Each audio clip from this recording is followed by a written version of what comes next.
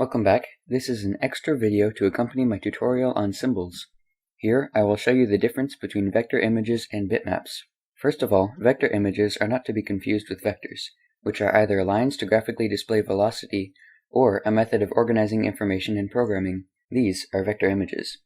The basic idea is that the computer uses code to draw an image composed of lines and fills. The advantage to this method is that vector images are infinitely scalable, and what that means is that it does not lose any image quality no matter how far you zoom in. Another thing that makes vector images so powerful is that they're able to be stretched and morphed in ways that bitmaps just can't be. One disadvantage, however, is that it can seriously slow down your computer if you create an insanely detailed vector image.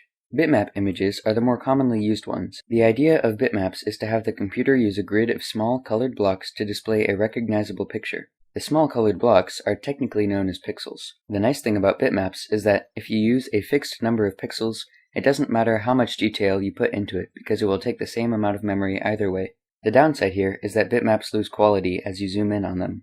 Now, these both look like the same picture, but the one on the left is a vector image and the one on the right is a bitmap. You can see the difference as I zoom in.